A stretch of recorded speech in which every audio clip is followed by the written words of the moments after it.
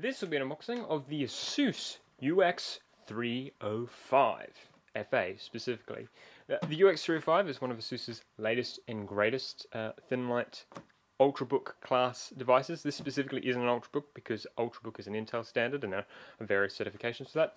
But this is one of their latest thin light Ultrabooks that was unveiled last year at various tech shows and presentations in Europe, and was also shown off at CES 2015. And now it's starting to become available to market. This particular variant, as you may or may not be able to see, is the FC004P, and that does mean some very specific things, which I'll go into a bit. But here we've just got some basic specs down on the outside of the box, and that we just get in terms of shipping. So it just tells me it's black. It's got a US keyboard, comes with a power cord, battery, CPU is an Intel 5Y10 processor, and it has 8 gig of RAM. Hard drive is a 128 gig M.2 SSD, no optical drive, the 8 gig of RAM, 802.11 AC Wi-Fi, so that's the latest high-speed Wi-Fi technology, 3 USB 3.0 ports, and Windows 8.1 Pro. So that's just the basic rundown of the box. Not really much to else in this box. There's just, in search of the incredible Asus. There's some security seals at the top, small scanning codes, UPC codes for the particular inventory that this is. There are many different SKUs, just basically the model number variants. So this particular SKU is the FC004P. So there is, for example, in the UK, current available at the time of recording, there's the FC004H, which is spec-wise largely the same, but the P and the H dictates whether it has Windows Professional or Windows Home. So the FC004H in the UK comes with a Windows 8.1 Home rather than Windows 8.1 Pro. I find that for my uses, Windows Pro is probably better for my situations, but you could always put whatever you want on there, so it's not really too much, but that is sort of the differentiating factors. And this sort of the FC variant, at least the C means that it is a 1080p screen. If it says FB in the product model number, that means it has the Quad HD display, 3200 by 1800 screen. But that variant is in very short supply. So let me just grab some scissors and we can break into the security seal, and then we can have a look at what comes in the product packaging. There are other variants of this around, at least in the Australian market.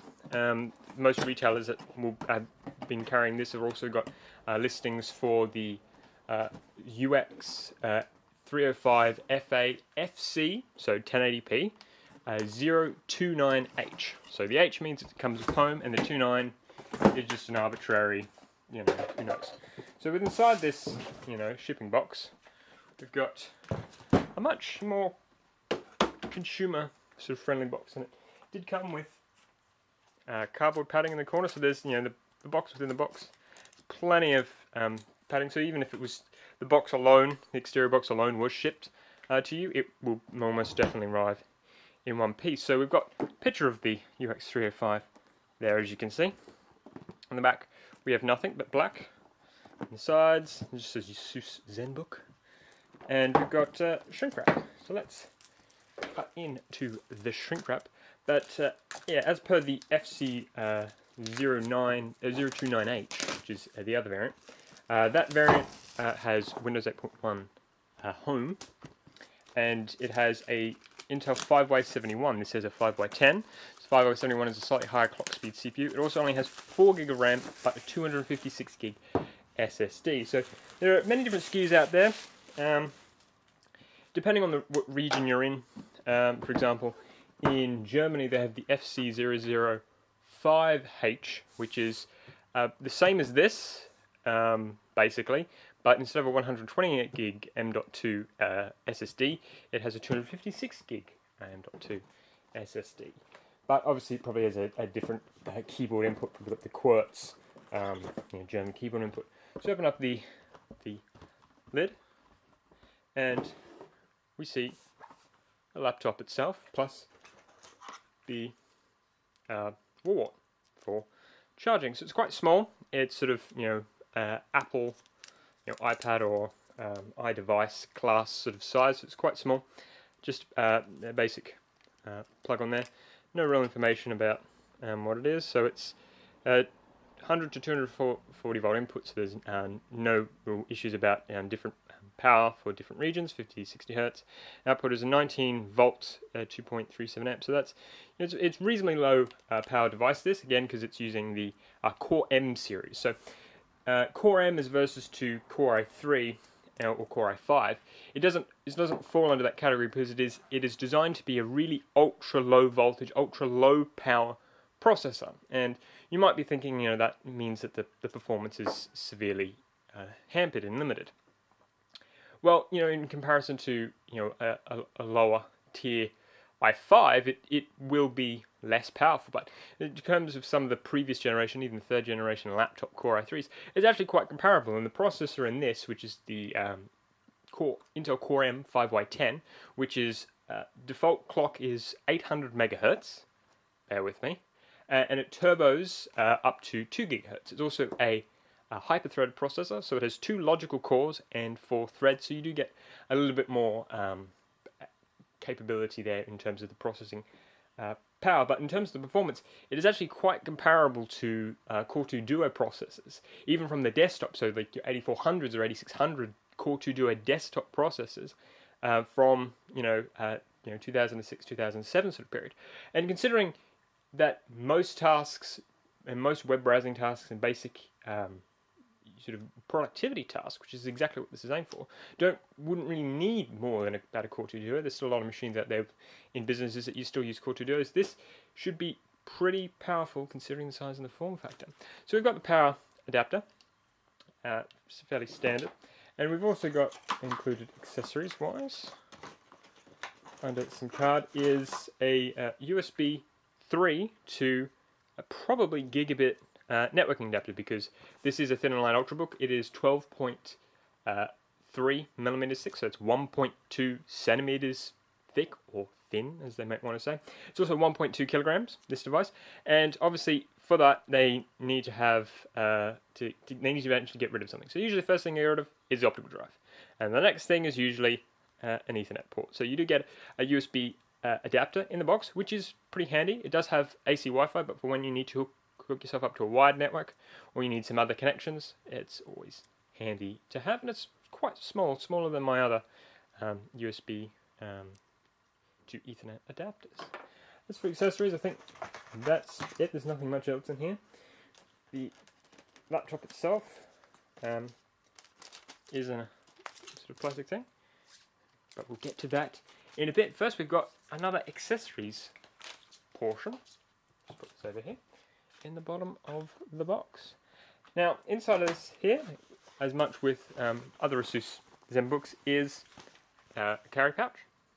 So this, you can just slip the laptop in. It's not really necessarily the best sort of pouch again, but at the end it's with the device, so you've got no real excuse for letting it be out in the open and get scratched and cut around, because it's an aluminium unibody, so you do want to keep that protected. Sort of a soft material. It's not particularly thick. It's sort of just a basic sort of almost sort of like an office grade sort of carpet, sort of quite sort of thin, but it will sort of keep the exterior somewhat protected, and I think that looks reasonably nice. The pouch doesn't look quite as nice as the one that comes with the Asus UX301, which is a similar thin line laptop. It's a little bit thicker, but has Core i7 processor touchscreen. It's the fancy blue one, the sort of the Gorilla Glass coated screen that you may or may not have seen. We also get a cable strap, as you can see. Not quite sure what for. Probably managing the power cord, although the power cord already has the strap on, but maybe some additional cables you might want to use. We've also got a warranty card, Asus in search of the incredible. Warranty information actually comes with specific information about this variant. Warranty about the battery, responsibilities, basic stuff. And then there is the manual, which has a cleaning cloth bundled with it, which is again a nice addition to have a microfiber clean cloths included in, again, just to help keep the spun metal finish on top of the device sort of clean and free from fingerprint marks, because it is somewhat of a fingerprint magnet, probably not any more or less than what you would find on, if it was a glass surface, for example, 301. But I mean, that's just something you'd have to take into consideration. And this is really difficult to get into. There's not a lot of give. So here we go. Take off the shrink wrap, and we've got a clean cloth. Let's see what sort of see how that compares to the inside of the pouch. It's more of a, I wouldn't say it's not even that microfiber. It's you probably see there's might be able to see that you can slightly see through it. This is not very sort of tight stitching. It's probably comparable to just like an old rag you would find, but it's included, and interestingly has made some black dots on the back of the card. That's quite interesting. Let's get all these the lid and stuff out of the way. Actually, let's see if there's anything else at the bottom, and there isn't. So that rounds up the packaging. All black cardboard, all nicely presented. Sort of a luxury sort of experience. So we put the lid there, so we've got somewhere to put the book on, and air escapes as we put it back on. Manual, not much to it. Just a basic Quickstart guide. This isn't even in the full manual. You can download the full manual from their website. It tells you where all the connectivity options are and the ports, but we'll get to that once we get the Ultrabook out of the package. So it's over here. Now it comes in two colours, or will do once it sort of becomes more readily available. So it comes in this, there's this ceramic alloy and whatever the other one is. But there's a white one and essentially a black one. And the white one, though has been shown off at trade shows, does seem to be quite rare. This is the black one. Now, on Asus's website, it may look, in fact, in the camera, it looks quite black, but it's not quite it's not like the black of the box, for example. It's not like the black of the power brick. So for color comparison, it's probably not going to show out too well, but it's kind of got a purpley, grey, black sort of color to it, which I think looks fine, and it doesn't look any worse. But it's not necessarily as black as it looks like on the box. So just keep that in mind. But again, if you look at any of the reviews and the photos that exist for this particular product, you will pretty much see that that's the case. So inside we've got the standard US layout keyboard. This does come in international variants and UK keyboard variants for those particular regions, but then again, that is SKU model number specific. So if you wanted, you're just going to make sure you know which one you're buying. So you've got a standard sort of normal keyboard layout, similar to what has been on our other ZenBooks.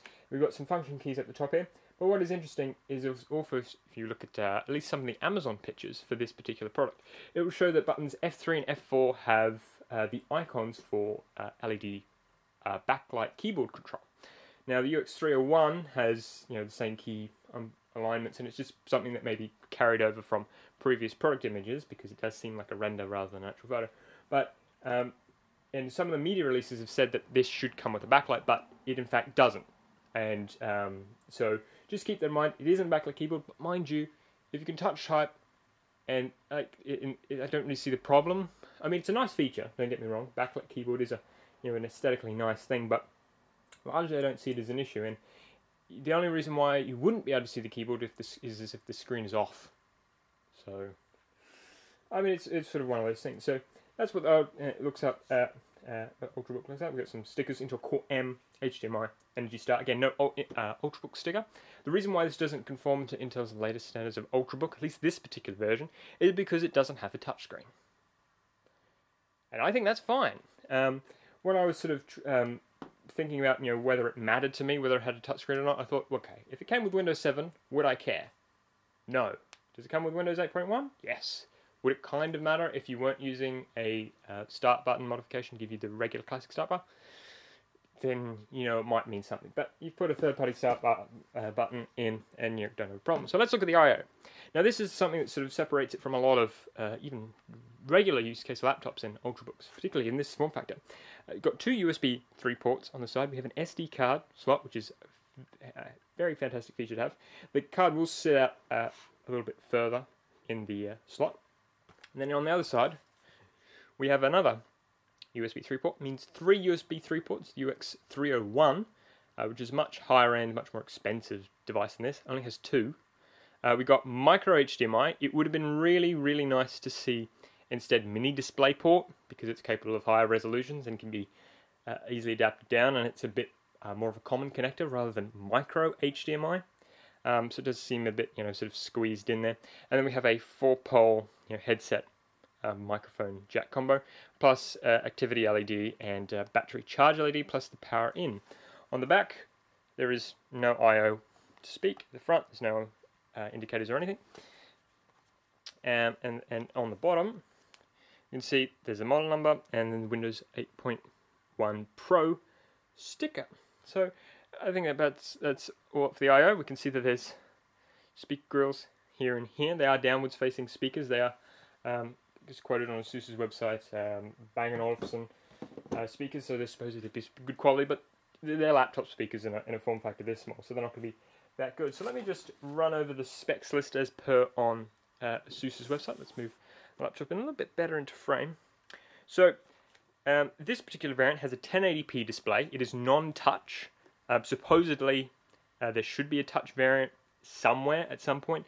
In the US, the Quad HD variant that will be coming out should be touch, although it is worth noting that in the US have a completely different model number SKU, or at least on Microsoft Store website and Asus Store website, they have UX305FA-USM1, presumably US Model 1.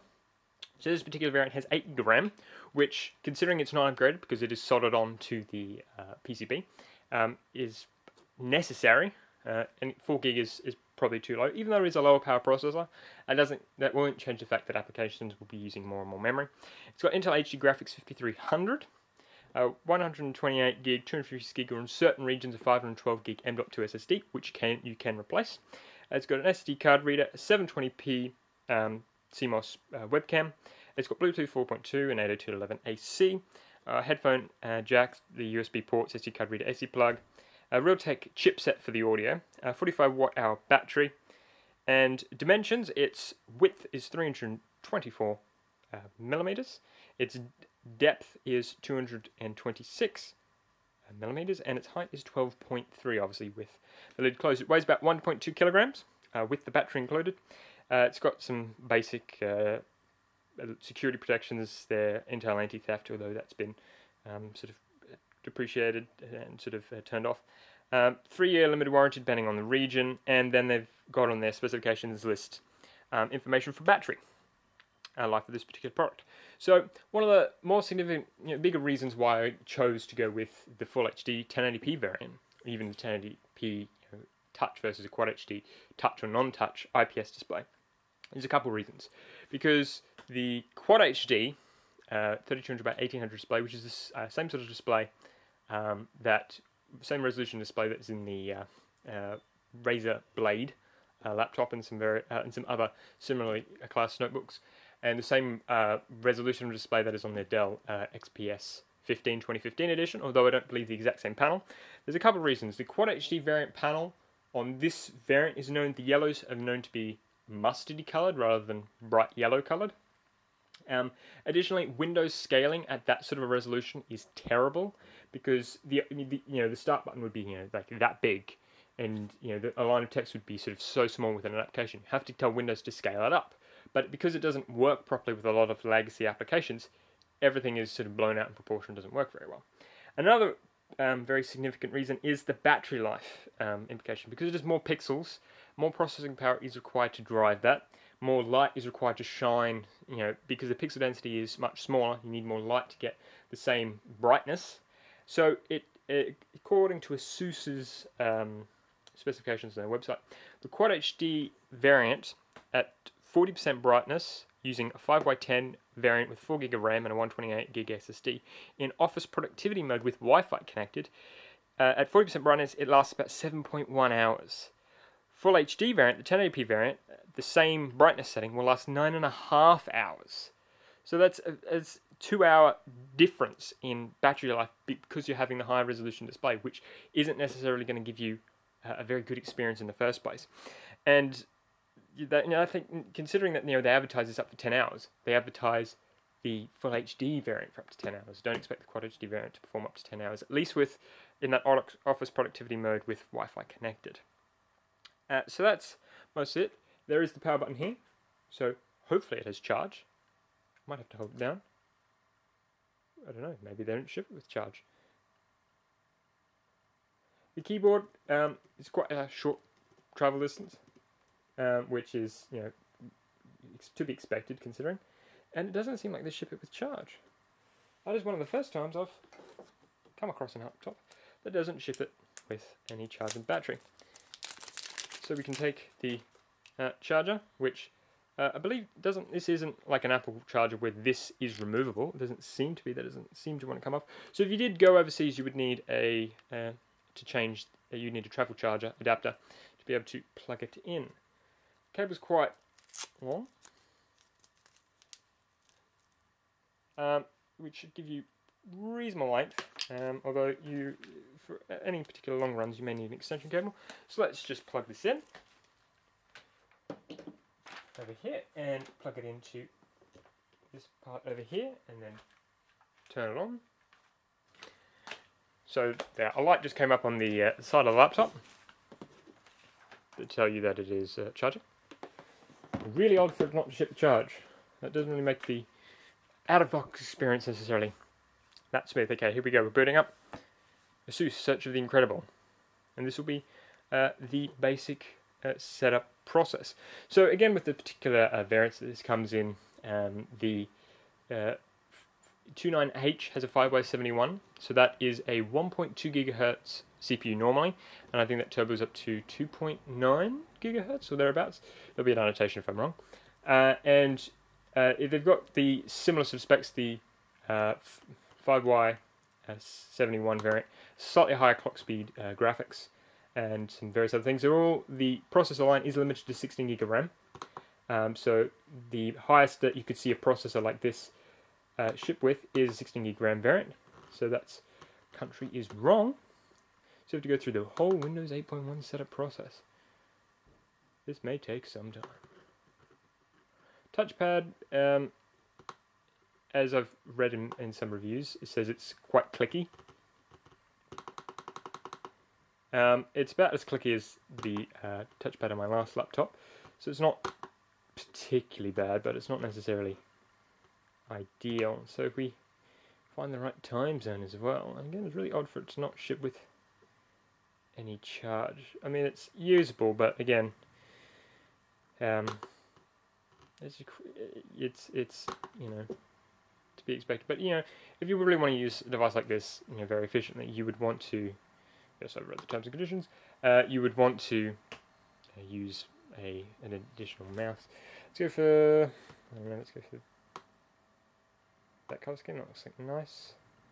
Let's complete the setup. But this basically concludes the unboxing portion of the video. Stay tuned for the full review. I will be doing a complete review on this product. I will be using it over several weeks as my primary daily driver notebook, so I will be able to give you some in-depth insight. But thanks for watching the unboxing of the Asus UX305, and stay tuned for the full review video.